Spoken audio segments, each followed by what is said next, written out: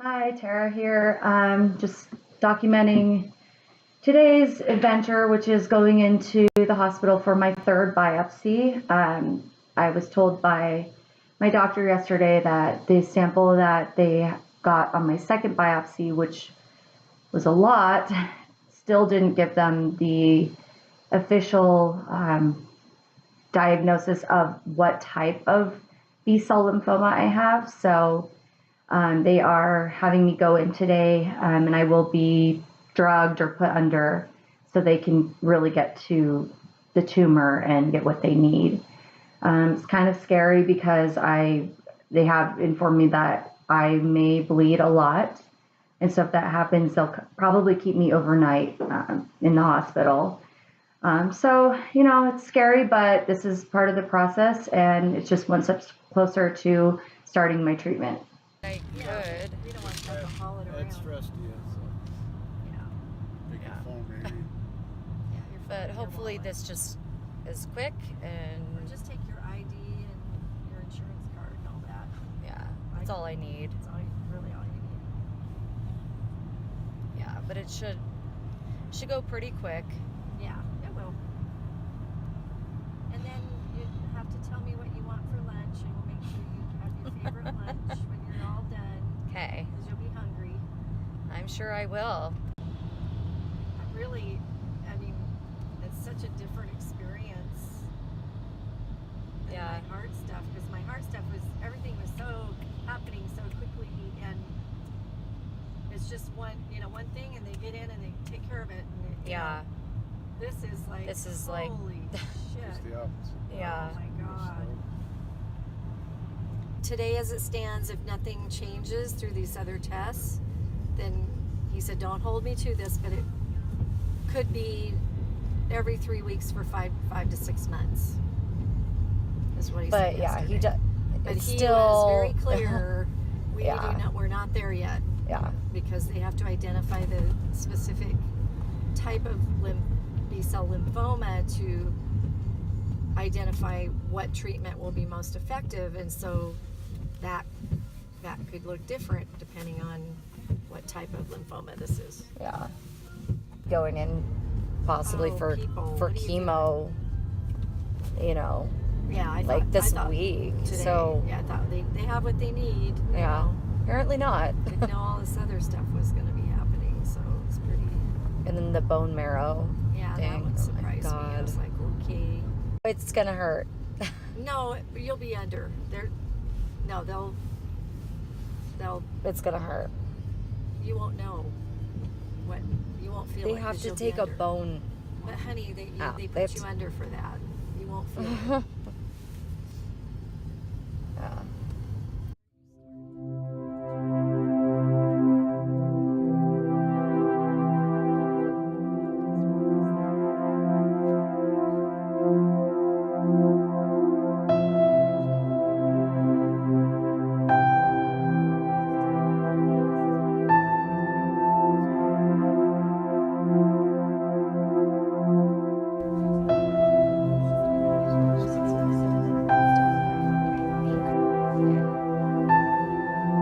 Relaxed.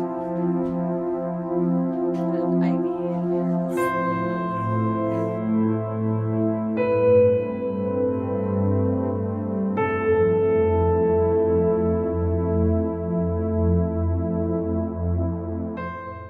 So I just got home from my third biopsy because they had to do the second one. They didn't get enough samples apparently, and so the second one was it was so hard and so painful that I told them there's no way I can do that without drugs or being put under. So they agreed in order to get to my tumor, they would need to heavily sedate me. So I'm coming back from that. Sorry, I'm kind of sedated right now. I'm not all there. I know I look kind of scary, but I thought it was important I just want to document what I'm going through and what to expect. So if anyone has to go through this,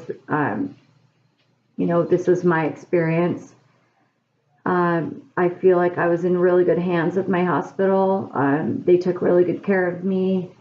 I did get really, I guess, high stress, like freaked out right before.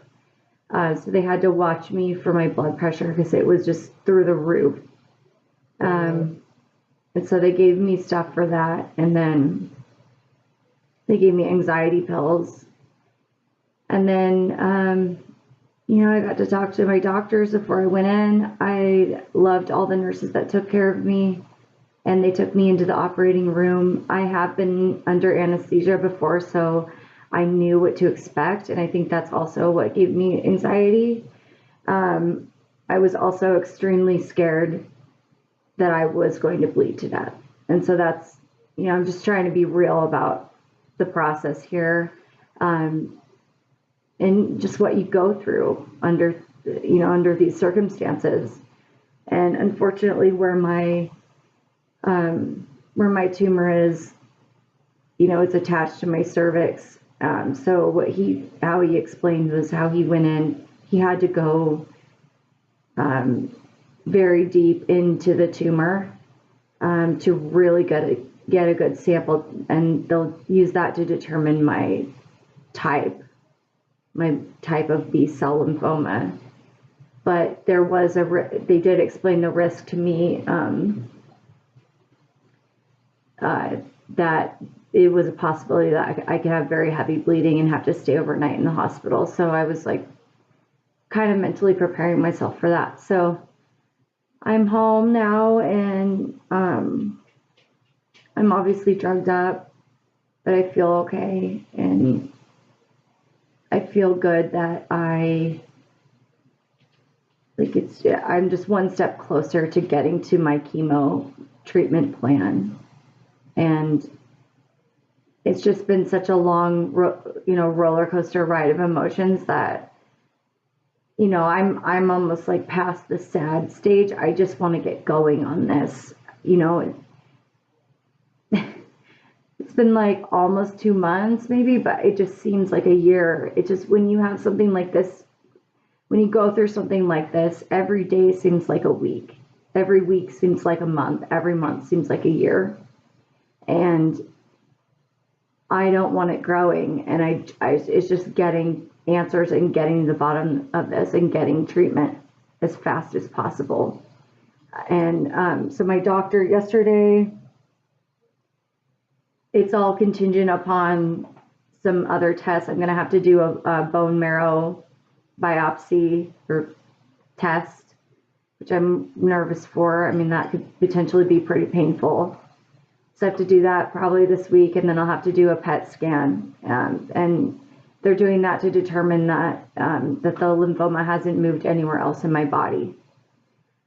So once I get those results back, and then the pathology results back from this biopsy today, they can hopefully have some answers for me and start treatment. But it's all, they need to know what I have in order to treat me properly. So I get it. I understand the delay, and I feel like I'm in really good hands now. So, I'm just going through the motions at this point. But today felt like a victory for me because